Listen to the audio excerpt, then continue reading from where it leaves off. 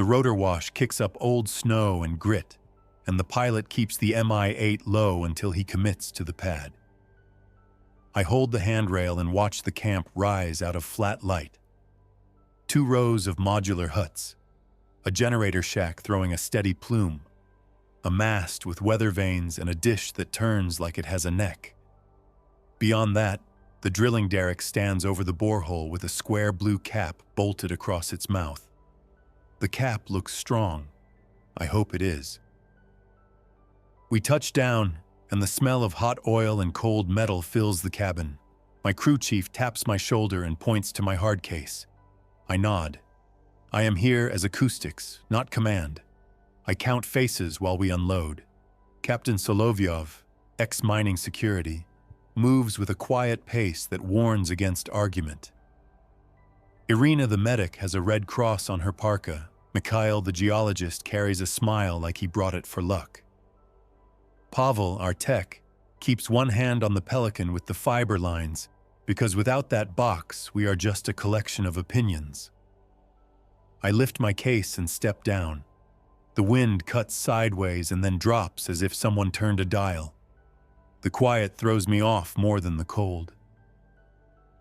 The site manager meets us at the edge of the pad.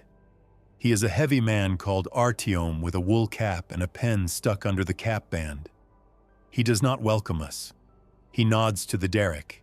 He says the hole started breathing 2 weeks ago. The cap is sealed, yes, but you can feel the push and pull in the shed. He says some nights the air from the shaft carries voices. He says the crew refused night shifts, and then refused days, and then refused to stay. He did not force it. He shut down and called anyone who would answer. He brings us into the main hut, and the radiator ticks like a metronome. I lay out my gear on a steel table. Contact mics, a pair of directional boom mics, 2 low-frequency geophones we borrowed from a university that wanted them back before spring, and a compact spectrum analyzer with a screen you have to baby in the cold. Pavel runs power from a clean circuit, and I test each channel. The room has the scent of diesel on dry clothing. Irina writes a log header and sets out a metal tray with clean scissors and tape. Captain takes the site keys from Artyom and tells him to sleep. Artyom says sleep is not what happens here. He points at the clock. The hour hand sits near 4. We do a walk down. The derrick is idle, the drill string long since lifted and stored. The cap is a slab of painted plate with a welded flange and 12 bolts, all chalk-marked to show any turn. The bolts are steady. Ice feathers around the gasket line.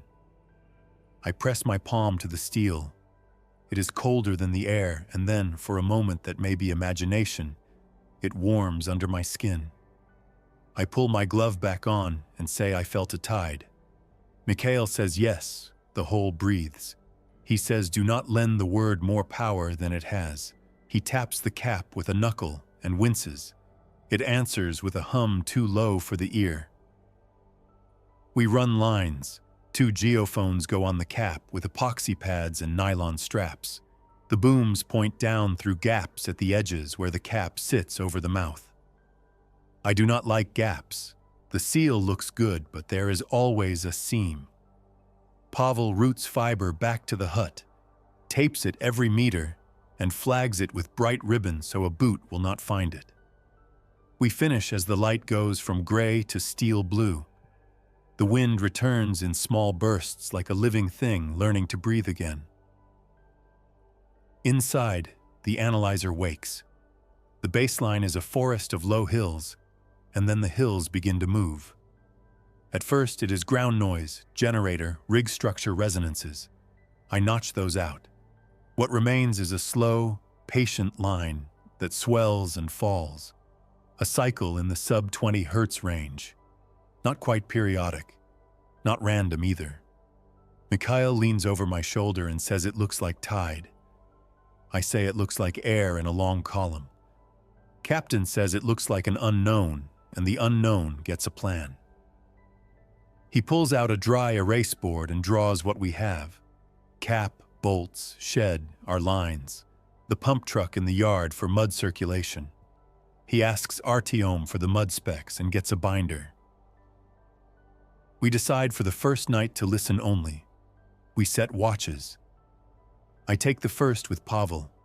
The others eat and close their eyes in shifts. I keep my headphones around my neck and feed the room mix to a small speaker on low.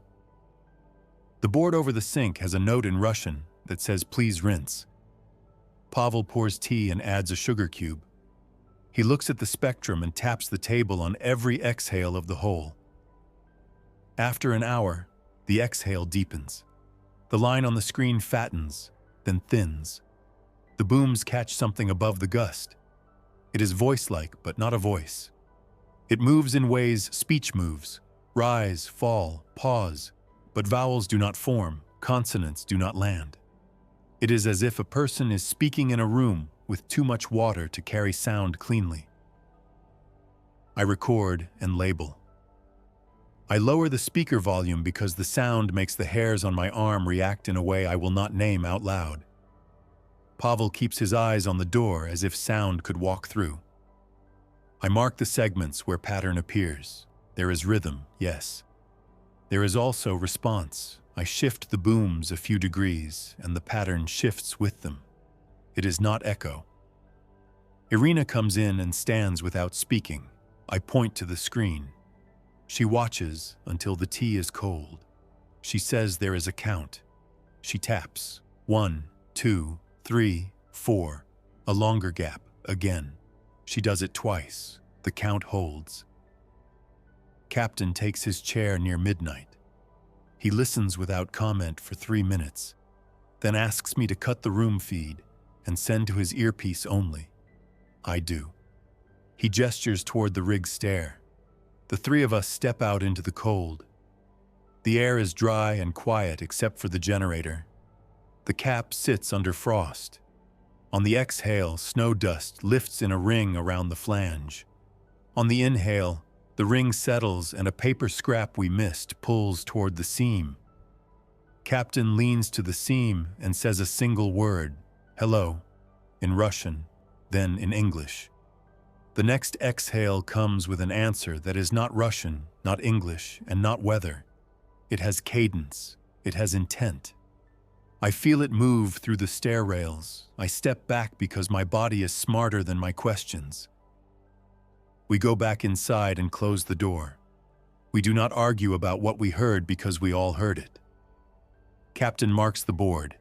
He splits the team for the next moves. Mikhail will prepare a probe with a hardened line. Pavel and I will adjust gain and set a limit so feedback does not crack the mics. Artyom will help Irina inventory seals, resin, bolts, and a second cap stored behind the shack. The plan is simple. Look before we touch, then decide if we cap tighter or if we flood with heavy mud. Not elegant, but elegant is not the point. By 2, the pattern that Irina called a count evolves. The count remains at the root of the sound, but now harmonics stack in slow stair steps. The stair forms a shape.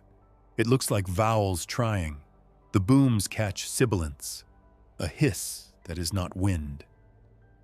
I keep my notes clean and my breaths shallow without meaning to. Pavel swears under his breath in a language I do not share, and then says sorry out loud because we agreed on clean mouths around the recorder. The recorder does not care, but the habit helps. At 3, we lower the probe. The probe is a canister with lights and a camera behind a thick sapphire viewport, a package built for mines and caves. The line is braided core Kevlar with steel weave and a swivel that can carry its own weight 10 times. We anchor it to the derrick with a block. A small winch feeds it down. The cap has an access port we unbolt. The air that breathes out rolls around our gloves. It carries no smell. That detail bothers me more than a smell would. Pavel calls depth as we pay out. 5 meters, 10, 15. The video shows black. Not darkness, black. The lights paint themselves on a surface that does not scatter. The camera sees its own light like a coin in a mirror and nothing else. At 20 meters, the line twitches. Pavel looks at me, and I pretend it does not mean what it could mean. We angle the probe with the swivel. The surface leans. The submersible head moves as if the hole is square and we are near a wall. A wall that shines like a hallway polished beyond common sense. The exhale becomes a tone. The tone picks up a structure that might be syllables. Irina leans to the speaker and says, "Wait." She whispers my name in a way that makes me think she needs a steady thing to hold. The probe line goes slack for one breath, and then comes up on its own by half a centimeter without winch input. Pavel locks the drum on instinct. The slack pulls tight, and the line sings like a high wire. Captain says cut power to the probe. We kill the lights and the camera. The line relaxes by a hair and then holds. The count stops. Silence is not silence. It is a field with small sounds in it. Generator pistons, wind on the mast, metal cooling at different speeds. The thing under the cap holds its air. It does not inhale. It does not exhale. I wait with my hands on the table so I do not touch my face. Irina watches the bolt chalk marks through the window. Pavel watches the winch. The line trembles like it woke under a sleeper's hand. When the exhale returns, the shape of it changed. It comes with sibilance pushed into our range. The booms pick up a word that hit my stomach before it hit my head. It says hello in a voice that is not cheap mimicry. It says it in a voice that sounds like mine when I say it into the stairwell. I know it is not a playback, because I did not record it in that position, and I did not send it back. The voice says my name. It says it in my accent. It says I need help. It asks for a hand with the line. It does not ask for the winch. It asks for the hand. Captain sets his jaw and points at the whiteboard where he wrote our rule for nights.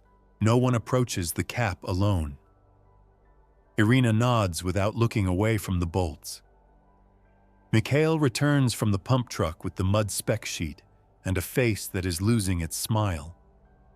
The mud has barite and a density that will sit if we can get it in. If we can.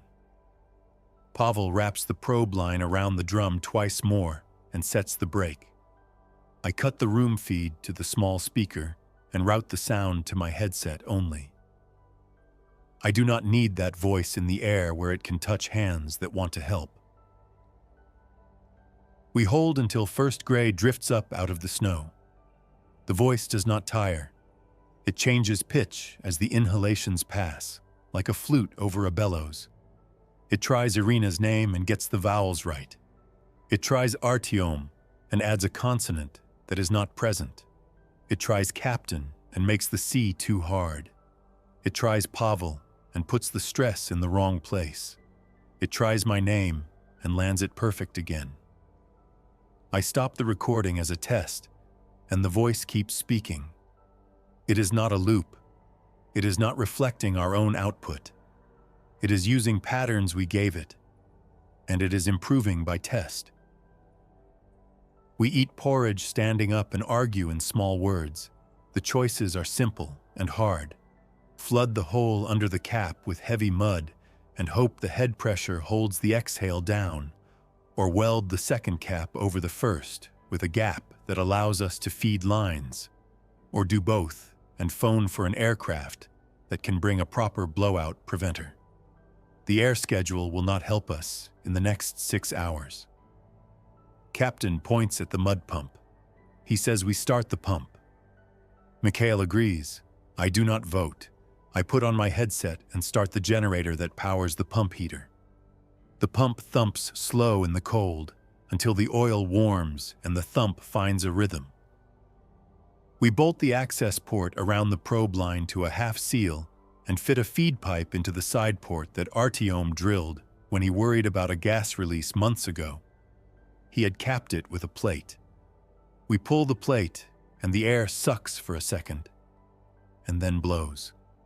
I can see the powder snow ring jump. Captain nods at the hose and we secure it with 2 clamps and wire because I do not trust clamps when the line will vibrate. Pavel sets the pump speed to a low rate. We prime the line with mud the color of dark tea. It thickens as it goes. The first gallon rolls down and disappears without backflow. The voice changes shape again. It leaves my name and moves to Irina's. It uses a tone that sounds like a child calling to a mother in a grocery store. Irina turns her head and then catches herself and grips the table. She smiles at nothing in particular and says no. Her voice is tired in a way that does not whine. She calls to me and asks for a surgical tape roll. I hand it to her. She tapes a note on the window where Captain can see it from the rig. Stick to plan. The paper flutters in the exhale. At 9, the mud pressure climbs. The pump labors but stays within the chart. Pavel watches the discharge temperature and taps the gauge every minute. Mikhail marks the drum depth on the probe line with a paint pen so we can tell if anything creeps.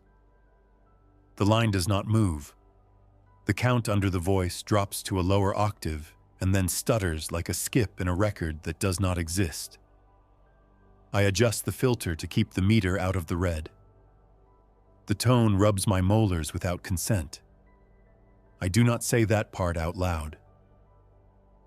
Captain calls from the rig. He says the bolts turned a degree. The chalk tick marks shifted. He says the cap lifted by a coin's thickness and set back.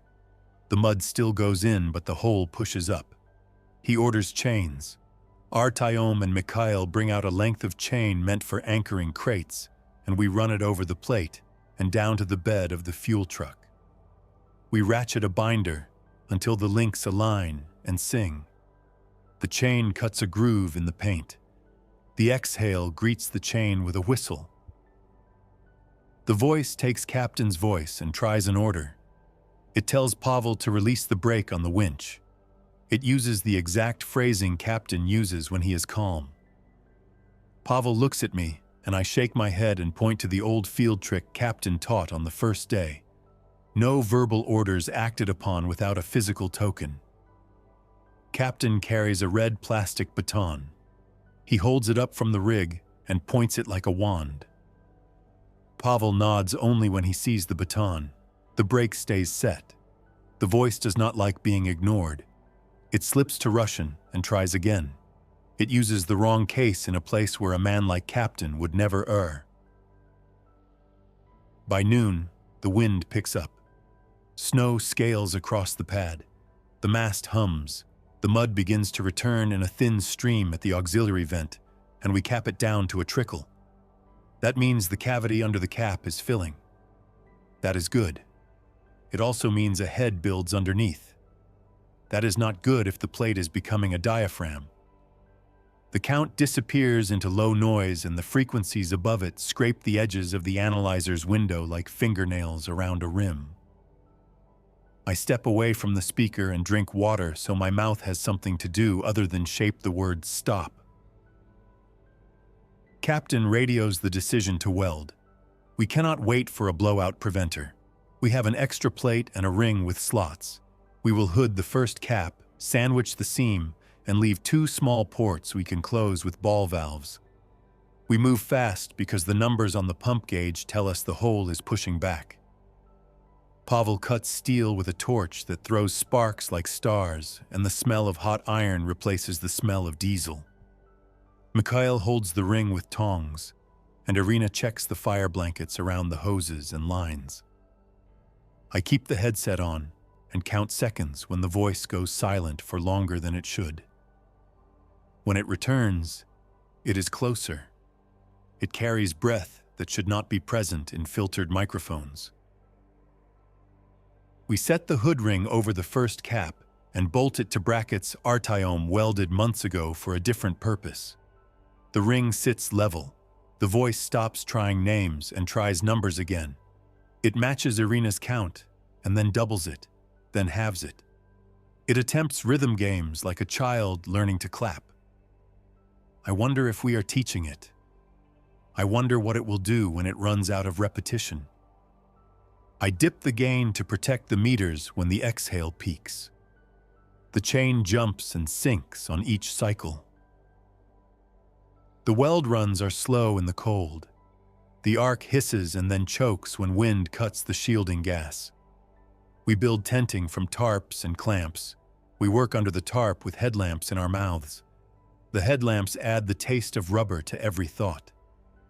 Captain oversees without hovering. He keeps his baton visible by habit now. The mud feed continues. The pump starts to sag, and Artyom refills its diesel with careful hands. Snow tries to drift around our boots. We kick it back. The voice laughs once. The laugh is generic, and then it tests a second version that belongs to me. I pull the headset off and set it on the table like an egg I do not trust. Irina takes my place and keeps the levels in range while I fit a second chain from the hood ring to the bed of a second truck. 2 trucks now hold the plate. Mikhail puts wedges under the ring to keep it from flexing. The chalk marks on the original bolts smear as frost melts and refreezes. There is a pause in the breathing long enough to let me hear my own blood in my ears, and then the exhale slams hard enough that the tarps lift and the weld arc sputters and dies. Pavel curses again and catches himself. He relights the torch. The first ported valve goes on. We grease the threads and crank it down. The second port gets a stub and a ball valve we can open to vent or feed. The mudline stays in the auxiliary. The ring glows a dull cherry that looks wrong in daylight. The smell of cooked paint joins the cold. The voice tries a new tactic. It calls in Russian for a man named Victor. None of us are Victor. It claims a fall injury on the east side of camp. Captain does not bother to answer. He had us set radios to a simple challenge code on the first night. Any call for help comes with a word that both parties know from a card that changes each shift. The voice does not provide the word. At 3, the chain on the first truck lifts half an inch off the bed. Metal mass should not float. It floats. The truck suspension decompresses with a noise that makes everyone freeze for a half second, and then move faster than sense says we can move in this cold.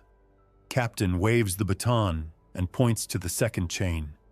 We tighten it until the binder threads creak. The plate rattles against its bolts on each cycle now. The mud returns thicker at the vent. It carries grit that clacks on the steel like minute teeth.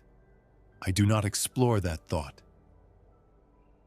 The breath stops again and then reverses.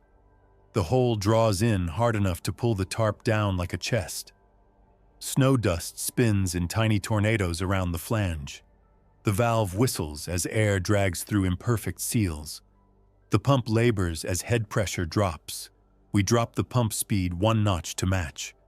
The draw brings with it a sound that is not made by any mouth I know. It is too smooth, as if passed through a throat shaped from glass. Words form and then smear. The smear hurts a part of my thinking I cannot point to. I hand the headset to Irina again because her face is steady. She lowers the volume further. We need a counter. I think about that for a minute while my hands find tools and tape without asking me. If it learns by hearing us, maybe it is sensitive to interference. I route the captured tone through a filter and flip the phase on a narrow band. I feed that band back down the access port at low amplitude using a small transducer I brought for field calibration. It is not elegant, and cancellation in open space is a gamble, but the whole is a column, and columns can host standing waves that a tuned signal can bruise. Pavel watches the analyzer. A notch appears. The amplitude of the lowest harmonic dips by a few decibels.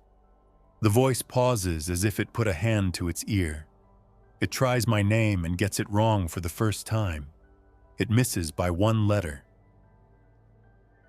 Captain nods once. He does not ask for how or why, only for how long. I tell him not long. He says not long is fine. He tells Mikhail to test welds with a hammer. Mikhail taps and listens. Dull where solid, bright where a gap hides. We chase bright notes with one more pass. The second chain groans. The first truck slides half a foot toward the hole, tires leaving a print like a fossil. Artyom slams the brake pedal and chocks the wheels. The wind tries to snatch the chalk away and fails. Irina steps outside the hut to check on the fuel drums. She has her radio and her hood up. She radios that all is secure. A second voice answers on our channel with her voice and repeats all is secure. Captain holds up the baton and looks at the rest of us and mouths the code word. I say it into my mic. Pavel says it. Mikhail says it. The second Irina does not. It says nothing, and then it whispers the code from 2 shifts ago. The whisper leaks into my headset, even though I pulled the earpiece off one side. The battery icon on my analyzer dips and returns, as if the sound draws power. We add a third chain to a concrete pad that anchors the mast. The mast groans like an old tree. The plate holds by force and friction. The mud turns to a sludge at the vent and then stops. That means we are full under the cap to the limit the pump can reach. It means pressure will spike until something gives. We close the ball valve fully and wipe the threads with a gloved hand. Captain draws a line under the word flood on the board and puts a check. He writes hold and then underlines until the marker squeals. The world becomes a waiting room with cold benches. The pump idles on bypass. The generator coughs and steadies. The mast vibrates with a tone I can feel through my boots. I keep the phase-inverted feed running on a timer that dithers the frequency a small amount, so the thing under the cap cannot simply go around the notch. I do not know if that matters. It feels like a hand placed on a door to let whatever is on the other side know that the door is not unattended. As dusk comes back, the camp lights turn the snow yellow and the shadows blue. The voice shifts back to simple shapes. It says hello as if it is new to the word. It says hello again with my voice, then with Irina's. Then with a voice I do not recognize that sounds too flat and then too bright. It asks to come up. It does not order, it asks. Polite makes it worse in a way that has nothing to do with manners. I record it all because that is my job. I take no comfort from the act. The first chain snaps at 1900. It happens between one blink and the next. The link tears near a weld that had no reason to fail. The sound is more felt than heard. The truck leaps forward, and the binder whip breaks off and flies into the dark. The plate lifts a finger's width and slams down. The second chain takes the load. The mast guy lines hum. Mikhail is already dragging the spare chain by the time Captain speaks. We throw it over the ring and onto a crawler frame and crank it down. The crawler groans but does not move. Snow starts in earnest. Big flakes. The kind that should mean gentle weather, and here means visibility, goes to arm's length. We tighten collars and work with our mouths tucked into cloth. The air from the hole warms for 3 breaths and coats the underside of the hood ring with a sheen that looks like wet glass. The sheen crawls across the metal like thick frost spreading in reverse. Irina says nothing, but she touches the plate near the sheen and pulls her glove back with a hiss. The glove leaves a print that fogs and disappears. She is fine. The print creeps away like a living thing that found no purchase. The pattern under the voice smooths again. It is learning or it is playing. I increase the dither on the counter signal and add a second band a fifth above the first as a test. The analyzer shows some cancellation. The voice hesitates. It makes a sound that is almost a laugh, but has no air behind it. I switch the feed off for 3 seconds. In those 3 seconds, the plate lifts another coin. I switch the feed back on and the lift stops. Science does not work that cleanly. I mark the time and do not call it proof. Artyom puts coffee on the hot plate and we drink it burnt.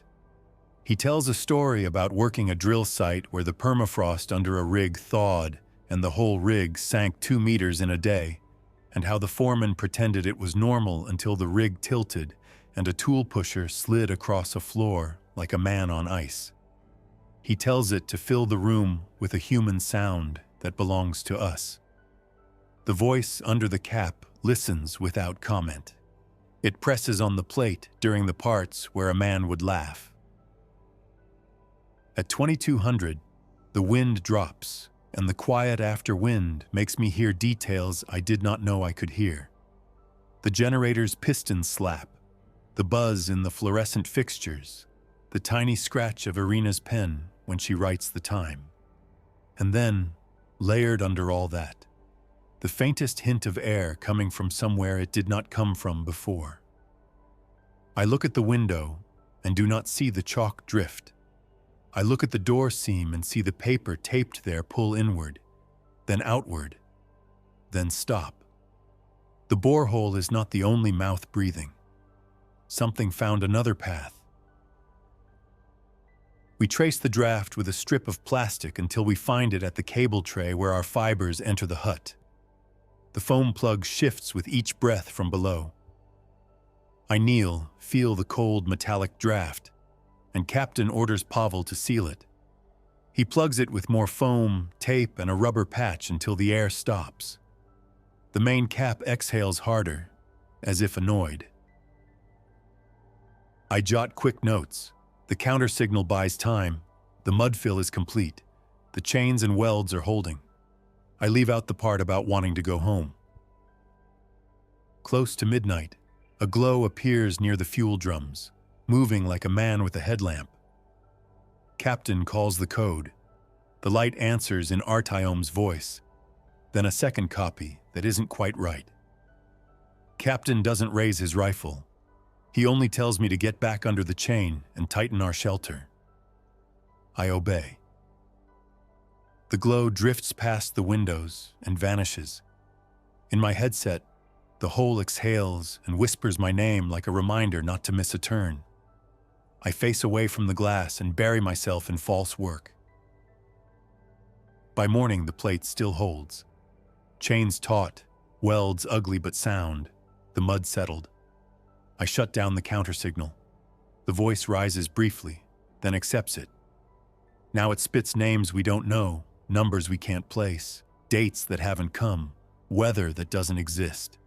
It sounds like a radio lost between stations. We request a heavy cap and blowout preventer. The pilot says maybe by 16 if weather allows. We prepare to hand over one more day of holding. While we wait, Irina updates her logs in pencil. Mikhail recalibrates sensors. Pavel lays a backup fiber, and Captain walks the perimeter with Artyom.